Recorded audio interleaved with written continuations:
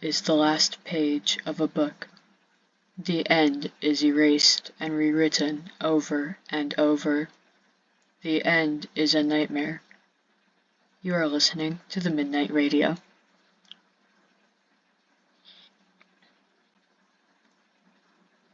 I have bad news, listeners.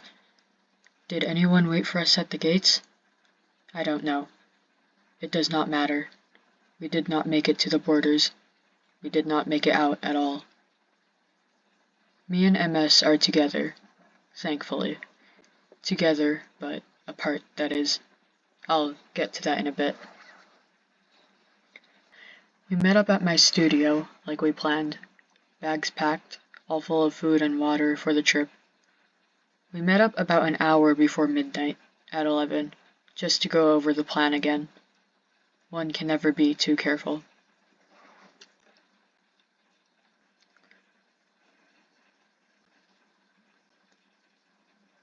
Like I said, me and MS would pay a visit to the laboratory to A. Say hi to Scott, and B. Gather the older subjects.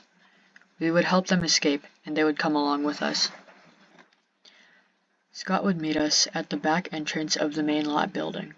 There are a few buildings for the lab, and the biggest one in the center is the main one. Then, we would split up. Half the experiments would go with me to look for the gates on the north side, while the other half would go with MS to create a diversion near the school. The school is not near anything important. It's on the other side of the city from the lab, and it's nowhere near the Undercity Passage, considering the school is to the east. So here we go, sneaking down the street at night. There are never that many cyborgs at that time, and Scott had told me that they would be in the lab for repairs.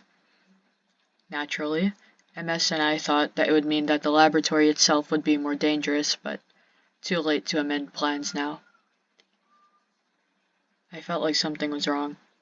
I knew something was wrong, but I ignored it. This had to work, right? So, off to the lab we go, thinking nothing of it. Scott had been right. We did not encounter any cyborgs nor bots while we rushed to the lab, but something felt off. I could feel it in my stomach, the sinking feeling that we had the story all wrong.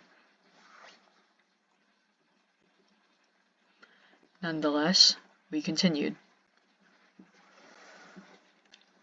When we got to the lab, it was quiet. A little too quiet, actually.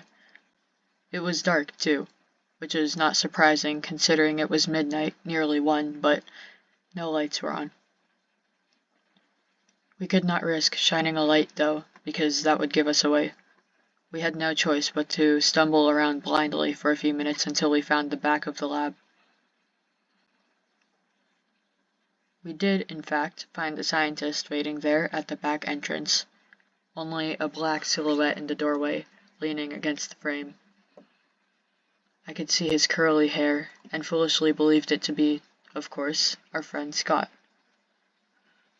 Foolishly. There was no one in sight, no kidnapped children, nothing. That's when I stopped.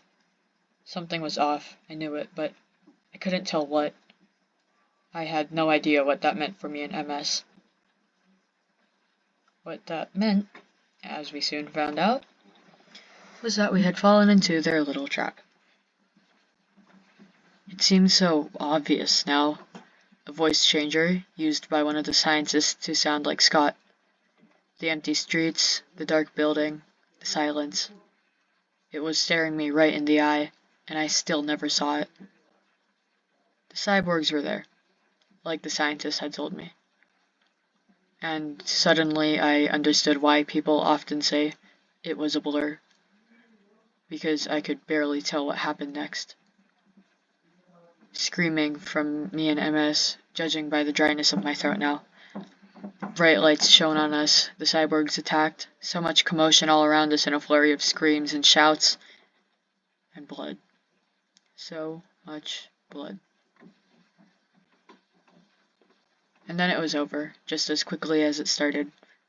I was bound by heavy cuffs around my wrists, held in place by a cyborg. I could feel blood dripping down my arm, pooling at my feet. My glasses were further scratched, wires bent. I can't tell you exactly what happened, mostly because I can't remember all of it myself. MS had fared far worse than me, though. She was barely conscious with only one foot supporting her, the other lost to a cyborg. I could tell the blood loss was taking its toll, and judging by the amount of it surrounding us, I might have lost MS if the scientists hadn't rushed in. I have not seen her yet, but I know the scientists will try to keep her alive, if only to hold her hostage to make sure I cooperate.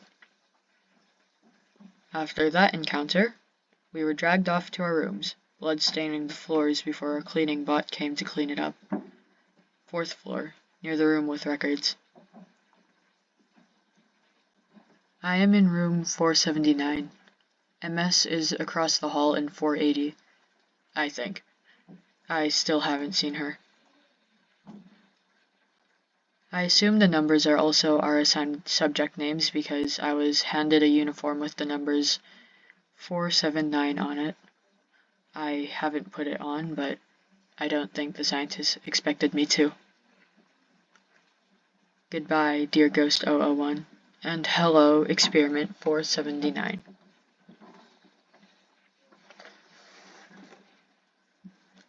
It all happened this morning.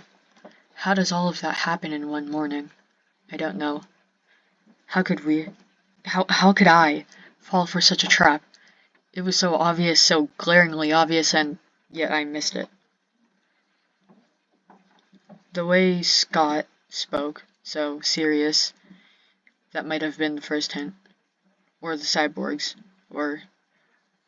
I don't know, I don't really want to think about it, I just need to make sure Scott's okay. So, here we are, at a dead end. Me and MS, mostly me, right back where we started. In a room, in the laboratory, much farther from getting out of the megacity. I don't know what to do now. There was no plan for this. I'm not quite sure how I will make it out this time. 1, I will have to help MS since she cannot run as of right now. 2, the scientists will be ready for another escape. And 3, I don't have Scott with me this time. I hope he's okay. Scott, I mean. I hope he's alive. Sometimes hope is all we have left. It's weird to be alone now. I'm not lonely. When you think about it, I never was. But there was always someone, one of my friends, near to me that I could talk to. And now, well, it's going downhill, isn't it? MS losing her foot, Scott's missing, and I don't even know what happened to Amy. And then the other 3 missing ghosts. Who knows what happened to them? On the other hand, I remember all the things that happened here in the lab. Yes, many awful things happened, but now that I am here, I remember all the good things. Oh yes, good things. Would you believe it? Often, aside from the times we were allowed to talk to the other ghosts, we stayed in our...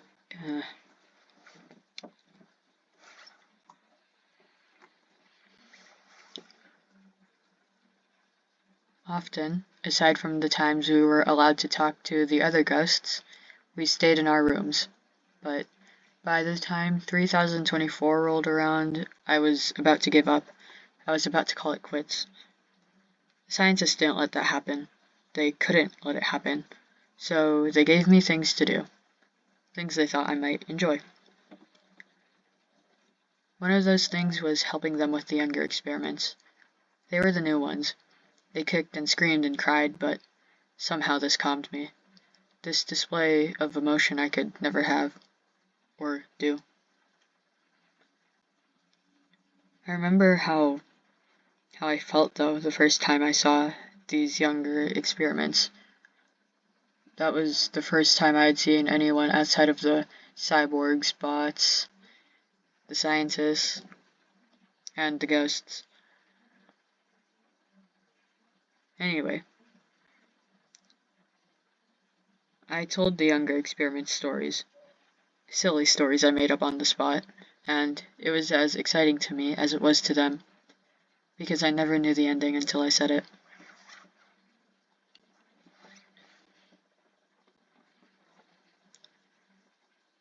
I miss doing that. Maybe that's why I do this radio thing. I like talking. People always say that that's a bad thing, but why should it be? I love talking and telling stories. Maybe I just want someone to listen. I don't know if anyone's listening, but I can pretend someone is. I can pretend and tell myself that someone is. Hey, listeners, if you really are listening, are you? Or do you just hear me? Did anyone ever listen to me? If no one is listening, am I even making a sound? Did I ever make a sound? Are you listening? Maybe you just hear me. Then you're not a listener, are you? Would you help us out if I asked you to?